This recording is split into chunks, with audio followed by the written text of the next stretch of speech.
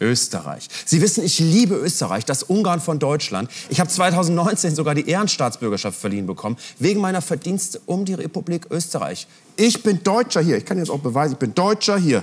Ich bin Deutscher und ich bin auch Österreicher. Ich habe die doppelte Staatsbürgerschaft. Ist das nicht unglaublich? Und da möchte ich natürlich gerne mal wissen, was ist da echt gerade so los in meiner zweiten Heimat? Inzestverbrecher Josef Fritzl könnte freikommen. Anwältin hätte keine Angst, mit ihm in einer WG zu ziehen. Oh mein Gott. Das wird die beste LOL-Staffel seit langem. Österreich. Josef Fritzl bleibt in Haft. Ach, schade, naja. Ist denn sonst noch was Cooles los in Österreich dieses Jahr? Ein Wahljahr nicht nur in den USA, auch in Österreich. Da ist es geradezu ein Superwahljahr.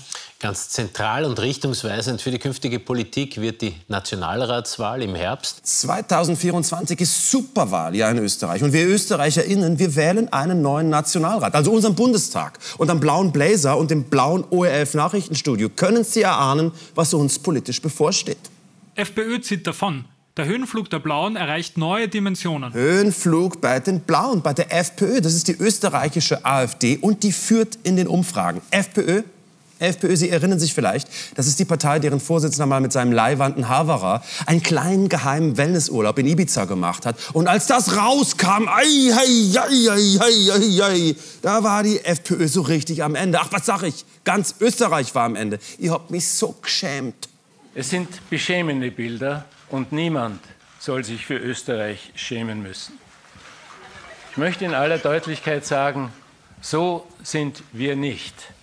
So ist Österreich einfach nicht. Nein, Herr Bundespräsident, so sind wir nicht. So ist Österreich einfach nicht. So ist Österreich.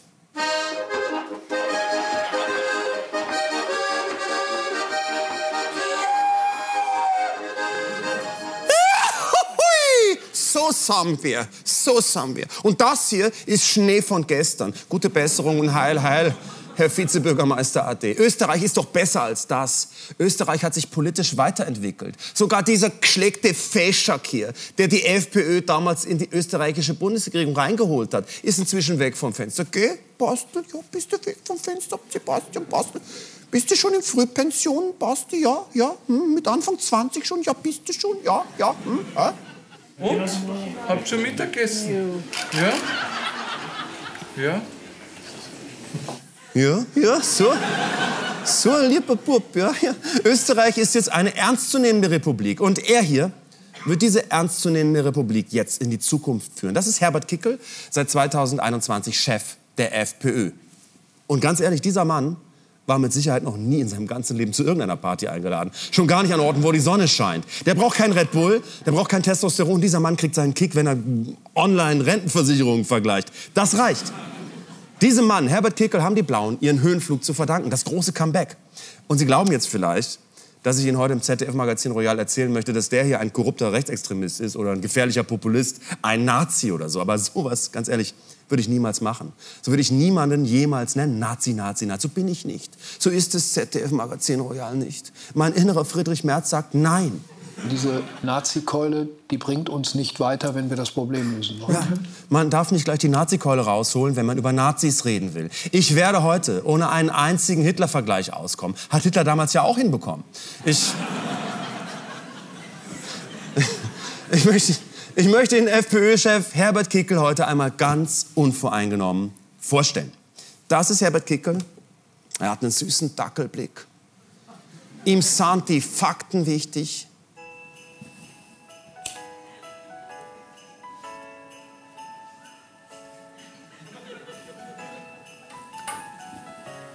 Heute ist der erste Advent. Naja, trotzdem danke. Herbert Kickl ist Extremsportler. Herbert Kickl hat gepflegte Füße wie eine russische Oligarchennichte. Herbert Kickl liebt Pferde. Er liebt Pferdemedizin. Entwurmungsmittel in Österreich ausverkauft, weil FPÖ-Chef es bei Corona empfiehlt. Dank Herbert Kickl ist kein einziger Wurm in Österreich jemals an Long-Covid erkrankt. Aber gut, ey, Leuten eine Überdosis Pferdemedizin eintrichtern, wenn das ein einziger Makel ist, das hat dem Sisyphus auch noch keinem geschadet. Jetzt, wo Herbert Kickl bei der FPÖ im Sattel sitzt, geht's mit den Blauen endlich wieder bergauf. Rund 30% der Menschen in Österreich wollen die Ibiza-Partei, die FPÖ, wieder wählen. Seit über einem Jahr liegt die Freiheitliche Partei Österreichs, die FPÖ, in allen Meinungsumfragen auf Platz 1. Oh, hoffentlich sind die Umfragen nicht wieder gefälscht. Manipulierte Umfragen sollen den Aufstieg von Sebastian Kurz ermöglicht haben. Aber das hat der Herbert Kickl bei seinem Aufstieg gar nicht nötig, denn er ist menschlich und volksnah.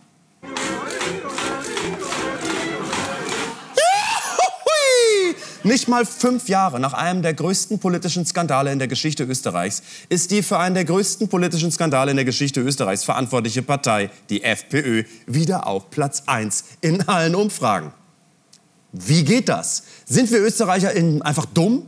Oder hat Herbert Kickl einen besonderen Trick auf Lager? Oder beides? Hier ist unser künftiger Volkskanzler, Herbert Kickl.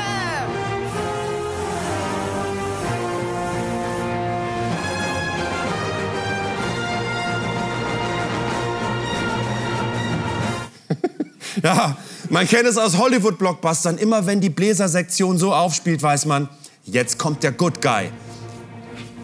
Bühne frei! Hier kommt Anakin Skywalker in seiner schicken schwarzen Ritterrüstung! Make way! Hier ist Tom Riddle mit seiner neuen Dr. Emi-Nase! Auf die Knie, Österreich, werft euch in den Staub! Jetzt spricht zu euch in seinem Jumpsuit aus positiver Gänsehaut! Herbert, wer sonst? Kickl! Mir tut's manchmal leid, dass wir nicht tauschen können, dass nicht jeder einzelne von euch auch einmal die Möglichkeit hat, hier heroben zu stehen und es einmal zu erleben, wie das ist, wenn einem diese positive Gänsehaut den Rücken hinuntergeht. Wie schön, na wie geil das ist, wenn man eine solche Unterstützung der Bevölkerung hat. Großartig. Ja, wie geil das ist. Ich hätte ja gern, dass ihr alle die Möglichkeit habt, hier oben zu stehen, so wie ich. Aber es kann halt leider immer nur einer, der Diktator. Quatsch. Nicht Diktator, nicht Diktator. Wie heißt nochmal das, was Herbert Kickl werden möchte? Hier ist unser künftiger Volkskanzler, Herbert Kickl. Ja, Volkskanzler!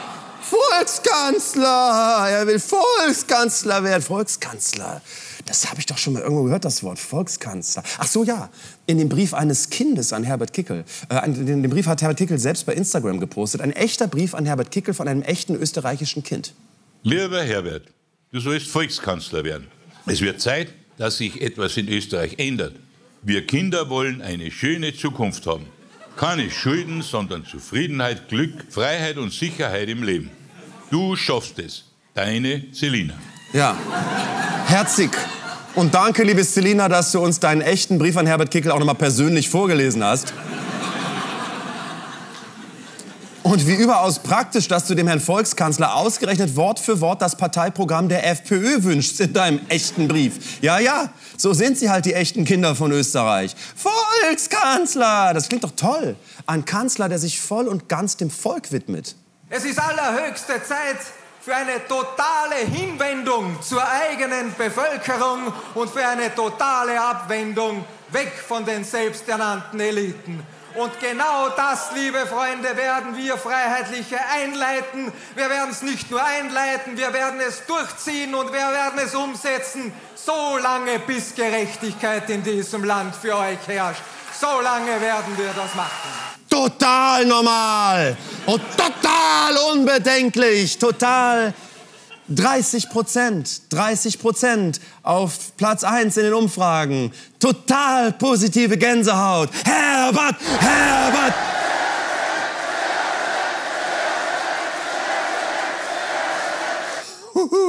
Aber nee, Volkskanzler, das Wort Volkskanzler, das kommt mir woanders her bekannt vor. Wer hat sich noch mal so genannt? Volkskanzler, ich komme nicht drauf. Volkskanzler, der Volkskanzler. Huch!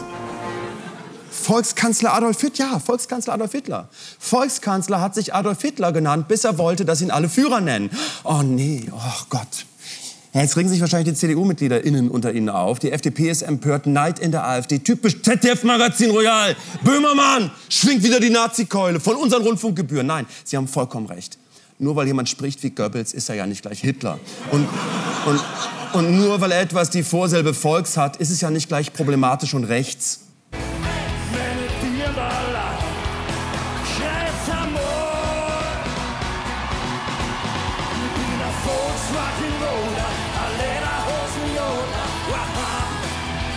Hallihallo! Adolf Hitler und Herbert Kickl haben nichts miteinander zu tun. Das muss ich hier mal ganz klar sagen. Hitler hatte einen ganz anderen Bart. Hitler war 3 Zentimeter größer. Hitler hatte nur einen Hoden und nicht 3. Herbert Kickl will einfach nur das umsetzen, was echte österreichische Kinder sich von ihm wünschen. Denn ich glaube immer noch, dass der Grundsatz gilt, dass das Recht der Politik zu folgen hat und nicht die Politik dem Recht. Das Recht hat der Politik zu folgen und nicht die Politik dem Recht.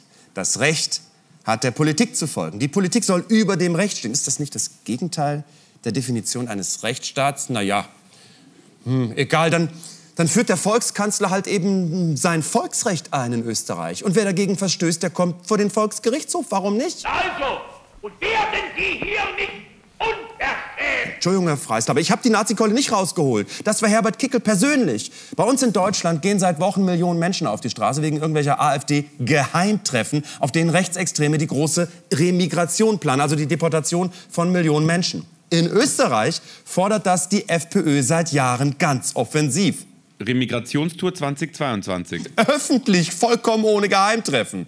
Integration und Remigration. Ja, stand 2021 schon in einem FPÖ-Wahlprogramm. Und mit sowas ist die rechtsextreme FPÖ in den Umfragen auf Platz 1 gekommen. 30%. Nur mal zum Vergleich. Bei uns im durch und durch antifaschistischen Deutschland steht die AfD weit abgeschlagen auf Platz 2. Rechtsextreme Vertreibungsfantasien aber sind in Österreich auf Platz 1, angekommen im Mainstream. Remigration ist gerade in Zusammenhang mit unzähligen kriminellen, nicht integrationswilligen oder in keiner Weise schutzbedürftigen Ausländern das Gebot der Stunde. Aber obwohl das, was der FPÖ-Generalsekretär da faselt, politischer Mainstream ist, ist das auch in Österreich verfassungsfeindlich und ein Fall für den Verfassungsschutz. Die Argumentationslinien der neuen Rechten, subsumiert unter den Schlagworten Bevölkerungsaustausch, Great Reset oder Remigration, stellen einen Angriff auf bestehende liberaldemokratische und rechtsstaatliche Strukturen dar. Heißt das denn nicht, dass die FPÖ auch verfassungsfeindlich ist, wenn sie so einen Irrsinn wie Remigration fordert? Aber wenn die FPÖ verfassungsfeindlich ist, wird die dann eigentlich aktuell vom Verfassungsschutz in Österreich überwacht? Das haben wir beim österreichischen Innenministerium mal nachgefragt. Wir bitten um Verständnis, dass wir auf Ihre Fragen aus ermittlungstaktischen und datenschutzrechtlichen Gründen nicht konkret eingehen Weil können. in Österreich werden erst die Daten geschützt und dann die Verfassung. Ganz ehrlich, Herbert Kickl, der kann doch kein Verfassungsgefährder sein. Weil wie kann jemand gegen Österreich sein, dessen Partei, die FPÖ, unserem Land, Österreich, so eine herrliche, patriotische Gänsehauthymne geschenkt hat? Mein Herz, das schlägt für Rot-Weiß-Rot. Ich bin ein echter Patriot. Das macht mich frei, das gibt mir Kraft. Ich hab vorne und ich schwenk auch eine. Kraft durch, hoppala, Kraft durch vorne. Das ist die Parteihymne der FPÖ von der John Otti Band. John Otti, der Horst Wessel Österreichs. Immer wieder Österreich. Immer wieder Österreich. Immer wieder Österreich. Immer wieder Österreich. Für immer und ewig. Immer wieder Österreich. Ich höre das Lied zum ersten Mal, aber mir kommt's vor, als hätte ich schon 3-mal gehört. Ganz ehrlich, aber so ist mein Österreich. Das sind meine Haverer. Aber Moment. Philosophische Frage, John Otti. Wenn man sich als Sänger instrumentalisieren lässt, ist man dann eine Bratsche? Schreiben Sie mir Ihre Gedanken zu dieser Frage gerne in die Kommentare unter dieses Video. Immer wieder Österreich. Es ist so geil, oder? Ist es nicht geil? Es gibt so viele tolle Volkslieder in Österreich. Liederbuch von FPÖ-Kandidat. Gibt Gas, wir schaffen die 7. Million. Die Burschenschaft eines FPÖ-Spitzenpolitikers fantasierte in einem kleinen Liedl davon, noch einmal eine zusätzliche Million jüdischer Menschen zu ermorden. Und als das vor ein paar Jahren an die Öffentlichkeit kam, da war die FPÖ so richtig pisst. In der FPÖ soll man stinksauer gewesen sein und vermutet haben, dass das Bundesamt für Verfassungsschutz, BVT, das Liederbuch an die Medien gespielt hat. Die FPÖ war stinksauer, also nicht wegen des Liedes, sondern wegen des Leaks. Die FPÖ hatte den österreichischen Verfassungsschutz in Verdacht, das Liederbuch an die Medien gespielt zu haben. Und auch das noch mitten im Wahlkampf. Ey, Unverschämtheit. Das war 2018 und da war die FPÖ, also da war auf einmal so richtig die, wie sagt man auf Österreichisch, wie sagt man es da? Da war der Spritzkack am Rachen, da ist der FPÖ ordentlich da rausgegangen. Ja, war richtig, die war stinksauer. Aber was kann man schon machen? Was kann man schon machen gegen den österreichischen Verfassungsschutz? FPÖ-Innenminister lässt Verfassungsschutz stürmen. Das FPÖ-Innenministerium hat einen Monat nach der Liederbuchaffäre den damaligen Verfassungsschutz stürmen lassen. Das ist ja krass. Das ist ganz schön krass. Wer war denn 2018 damals FPÖ-Innenminister? Wie hieß der nochmal? Ich komme auf den Namen nicht. Wer hieß irgendwie? Norbert Hofer? Nee. Jörg Haider, wie hieß er noch? Ja! Mein Volkskanzler Herbert Kickl. Und wer genau ist da 2018 für das Volksinnenministerium eingeritten in den Verfassungsschutz? Die Razzia macht eine Polizeieinheit, die eigentlich Drogendealer hochnimmt und die ein FPÖ-Politiker leitet. Denn das Recht hat der Politik zu folgen. Das Recht folgt der Politik. Und die Politik, die wollte einfach gern mal wissen, was der österreichische Verfassungsschutz so alles weiß. Über Nazis zum Beispiel. Dabei seien Ermittlungserkenntnisse zu Burschenschaftlern und Identitären mitgenommen worden. Das ist gelebte österreichische Volksdemokratie im Jahr 2018 und nicht im letzten Jahrhundert. Ein FPÖ-Polizist überfällt im Auftrag des FPÖ-Innenministeriums den österreichischen Verfassungsschutz und nimmt unter anderem Daten mit über die rechtsextreme Gruppe Identitäre Bewegung. Warum interessiert sich das FPÖ-Innenministerium denn für die Identitäre Bewegung? Damit hat die FPÖ doch nichts zu tun. Kickls Kabinettschef hatte intensiven Kontakt mit identitären Chef. Herbert Kickls Kabinettschef hatte intensiven Kontakt zum Chef der Identitären Bewegung. Das ist er hier, Martin S., das Gesicht, der rechte Arm und die tausendjährige Kruppstahlblase der Identitären Bewegung in Österreich. Achtung, Vorsicht, Vorsicht, Vorsicht, weil das Bild ein bisschen missverständlich ist. Achtung, drohende Unwahrheit. Das ist kein Pissfleck. Ihm sind einfach nur seine Tränen über den Verlust von Königsberg in den Schritt gelaufen. Das hier ist der Mann, zu dem Herbert Kickls Kabinettschef intensive Kontakte hatte. Martin S., ein sehr guter Bekannter vom österreichischen Verfassungsschutz. Das Bundesamt für Verfassungsschutz und Terrorismusbekämpfung, BVT, hat am Montag eine Hausdurchsuchung bei Martin durchgeführt. Wieso? Was hat er denn verbrochen? Terrorermittlungen gegen identitären Chef. Ach du braune Neune!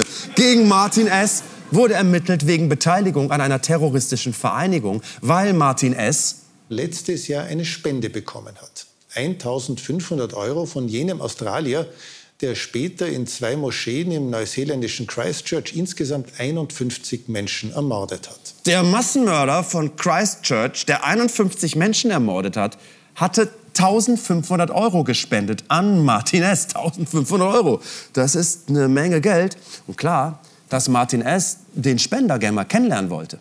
Wenn du je nach Wien kommst, müssen wir für einen Kaffee oder ein Bier gehen. Ob Martin S. und der spätere Massenmörder von Christchurch sich wirklich auf eine Melange in Wien getroffen haben, das wissen wir nicht. Und die Terrorermittlungen gegen Martin S. wurden ja eingestellt. Aber ist es nicht schon faszinierend, welche intensiven Kontakte die Identitäre Bewegung in Österreich so hat? Mörder des CDU-Politikers Lübcke spendete an österreichische Identitäre. Sonst noch jemand, der die rechtsextremen Identitären gut findet? Identitäre für Kickl, unterstützenswertes Projekt. Da ist er wieder, der Herbert Kickl, der zukünftige FPÖ-Volkskanzler. Herbert Kickl ist auch ein Superfan der Identitären Bewegung. Ein unterstützenswertes Projekt. Das hier hat er ganz offen gesagt, nach dem Massenmord von Christchurch und nach den Terrorermittlungen gegen Martin S. Immer wieder Österreich! Immer wieder Österreich, für immer und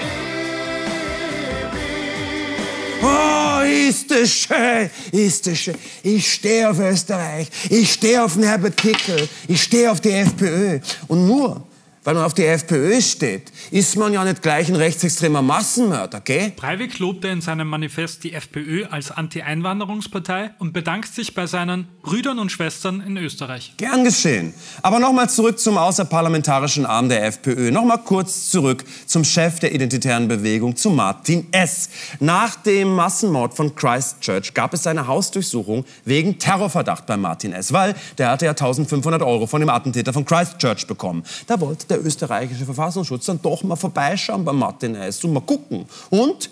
Wie lief die Hausdurchsuchung so?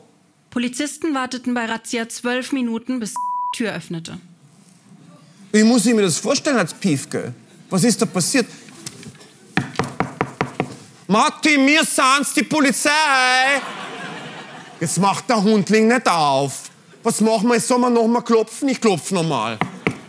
Martin! Mach bitte auf! Ah, er kommt. Hoffentlich findet man was bei ihm. Nur 41 Minuten vor der Hausdurchsuchung löschte seine Mails. Ah, geschissen, Christen, so ein Pech. Hat jemand den Fascho gewarnt oder was? Aber er hat sicherlich nichts zu verbergen. Hausdurchsuchung. Versteckte Handy im Blumentopf. Ja, er hat halt gehofft, dass ein Handybaum wächst. Österreich, ist das nicht geil? Österreich ist so geil, okay? Ich hab richtig positive Gänsehaut. Immer wieder Österreich. Immer wieder Österreich. 41 Minuten vor der Hausdurchsuchung löscht der rechtsextreme Martin S. also E-Mails. Tja, liebe True Crime Ultras, jetzt seid ihr gefragt. Wurde der Chef der rechtsextremen identitären Bewegung in Österreich, Martin S., vielleicht vor der Hausdurchsuchung gewarnt? Aber wer könnte ihn gewarnt haben? Dass es eine Hausdurchsuchung geben würde, wusste doch nur der Verfassungsschutz, oder? Kickels Generalsekretär wusste 4 Tage vor Hausdurchsuchung Bescheid. Man könnte jetzt misstrauisch werden, aber ich bin ein echter Österreicher und ich sperre mich nimmer. Ich bin neutral. Ich bin völlig neutral. Ich habe gar keine Gefühle mehr in mir. Ich hab nach 40 Jahren immer wieder rechtsextremer Regierungsbeteiligung einfach verlernt, meinen eigenen Augen und Ohren zu trauen. Es ist ja kupfig-hatscht, es ist immer wieder dasselbe. Wenn man Nazis an die Macht lässt, dann machen sie halt Nazisachen. Also würde ich jetzt sagen, wenn mir Friedrich Merz nicht die Nazikeule verboten hätte. Die Nazikeule, die bringt ja nichts gegen Nazis. Es gibt so viel bessere Methoden gegen Nazis. Hat auch die geniale Schweizer NZZ herausgefunden. Die Ausgrenzung hat die AfD groß gemacht. Wer sie wieder kleinkriegen will, muss sie mitregieren lassen. Je früher, desto besser, bevor die Partei noch mehr Zuspruch erhält. Entweder entzaubern sich die Rechtspopulisten als Teil einer Koalition und schrumpfen auf diese Weise, oder sie entradikalisieren sich mit der Zeit. Ja, und Volkskanzler Herbert Kickl wird sich sicherlich in der österreichischen Bundesregierung entradikalisieren, wenn er im September 30% einfährt für die FPÖ. Und jetzt alle, singt's mit bitte. Immer wieder Österreich. Ah, ja. Und wenn dann der Herbert nach 12 Jahren 1000-jährigem Österreich doch entzaubert wird, weil er wieder erwarten doch Nazisachen macht, dann übernehmen ja die vernünftigen Kräfte in der FPÖ. Wir Österreicherinnen, wir werden das schon rechtzeitig selber merken, wenn unsere Freiheit, unser Rechtsstaat und unsere Demokratie in Gefahr sind. Da macht euch keine Sorgen, wir merken das. Hitlergroß Andi sieht für Freiheitliche Partei in den niederösterreichischen Landtag. FPÖ-Landesrat Gottfried Waldhäusl ordnete persönlich Stacheldraht und Hunde im Flüchtlingsquartier Drasenhofen an. Gottfried Waldhäusl wollte Juden registrieren, die koscheres Fleisch kaufen. FPÖ-Kandidat auf Frage nach zuletzt gelesenem Buch Mein Kampf. FPÖ stellt sich trotz Mein Kampf-Saga hinter Spitzenkandidaten. Salzburger RFJ-Chef outete sich als Nationalsozialist. Für FPÖ-Gemeinderat steht Begriff Nazi für heilige Person. FPÖ-Bezirksrat postet Hakenkreuz. FPÖ-Gemeinderat schickt Weihnachtsgrüße mit Nazi-Propaganda. Während die Republik der Judenverfolgung gedachte, besuchten FPÖ-Vertreter das Grab eines Nazi-Kämpfers. Übelste Nazi-Literatur. Ermittlungen gegen Gemeinderat. FPÖ-Festakt für SS-Brigadeführer. FPÖ-General Kickl verteidigt Waffen-SS. Wertloses Menschenmaterial. FP-Mandatar erregt mit Posting. Waldhäusl will Sonderbehandlung für Integrationsunwillige. Kickl will Flüchtlinge konzentriert an einem Ort halten. Ist doch scheißegal. Ist doch scheißegal. Drum steht jetzt mal alle auf. Jetzt singen wir zusammen. Immer wieder Österreich von Tommy Taylorlift und dem Kärntner Kurvenfliegerchor. Los, singen wir mit.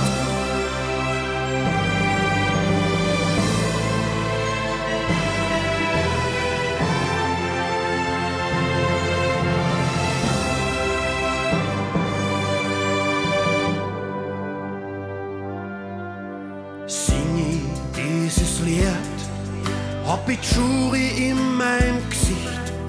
Es ist Jury ohne Reue und ich schäme mich seiner nicht. Dieses Lied ist für das Land, das geil wird, wenn's vergisst, was es früher einmal war und was es morgen wieder ist. Solange der Russ uns scharf findet, wird Österreich allein das neutralste, größte Reich in Osteuropa du auch ein Gedächtnis, wie's Goldfischerl im Teich. Dann mach's noch mal und streck den Arm für unser Österreich. Immer wieder Österreich, immer wieder Österreich, immer wieder Österreich, für immer und ewig. Immer wieder Österreich, immer wieder Österreich, immer wieder Österreich, weil wir uns sehnen.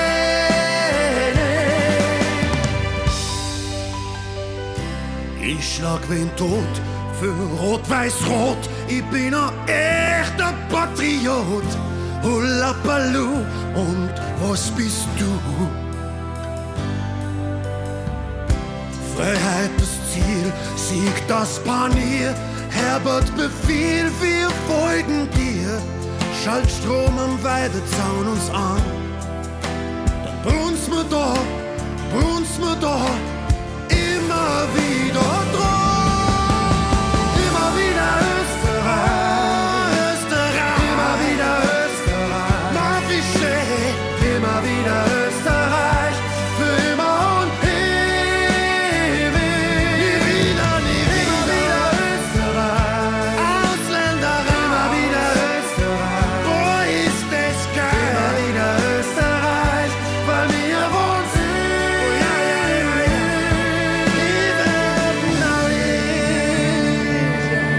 Ich bin narrisch.